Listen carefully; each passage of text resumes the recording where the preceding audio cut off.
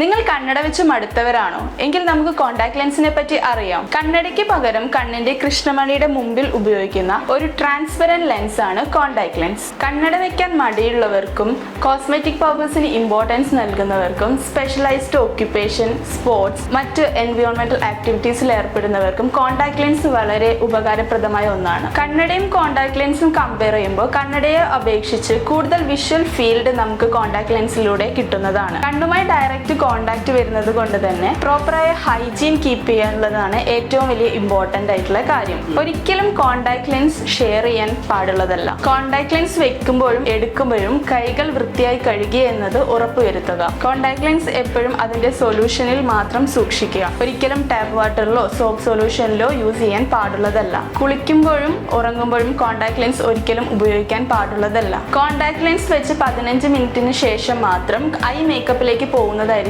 കുറച്ചും കൂടി നന്നാവുക. കോണ്ടാക്ട് ലെൻസ് വെച്ചതിന് ശേഷം കണ്ണ് തിരുമുവാൻ പാടുള്ളതല്ല. തീ, പുക, പൊടി എന്നീ സാഹചര്യങ്ങളിൽ കോണ്ടാക്ട് ലെൻസ് ഉപയോഗിക്കുന്നത് പരമാവധി കുറയ്ക്കുക. കൃത്യമായ ഇടവേളകളിൽ കോണ്ടാക്ട് ലെൻസ് ചേഞ്ച് ചെയ്യേണ്ടത് വളരെ ഇമ്പോർട്ടന്റ് ആയിട്ടുള്ള കാര്യങ്ങളാണ്. Daily disposable, weekly disposable, monthly and also yearly disposable lenses. ഇവയുടെ ഡിസ്പോസിബിൾ ഡ്യൂറേഷനിൽ കൂടുതൽ ഒരിക്കലും കോണ്ടാക്ട് ലെൻസ് ഉപയോഗിക്കാൻ പാടുള്ളതല്ല. മന്ത്ലി ഡിസ്പോസിബിൾ കോണ്ടാക്ട് ലെൻസുകൾ കൃത്യമായ ഇടവേളകളിൽ മാറ്റേണ്ടതാണ്. കോണ്ടാക്ട് ലെൻസ് ഉപയോഗിച്ചതിന് ശേഷം അതിന്റെ നിർദ്ദേശിച്ചിരിക്കുന്ന കേസിൽ മാത്രം എടുത്തു വെക്കുക. ആദ്യമായി കോണ്ടാക്ട് ലെൻസ് ഉപയോഗിക്കുമ്പോൾ ചൊറിച്ചിലും ചുവപ്പും തടച്ചിലും അനുഭവപ്പെടാം. നിശ്ചിത സമയത്തിന് ശേഷവും ഈ ഒരു ബുദ്ധിമുട്ട് നിലനിൽക്കുന്നുണ്ടെങ്കിൽ തീർച്ചയായും ഒരു ഒഫ്താൽമോളജിസ്റ്റിനെ കാണേണ്ടതും അതിനുശേഷം മാത്രം കോണ്ടാക്ട് ലെൻസ് വീണ്ടും തുടരേണ്ടതുമാണ്.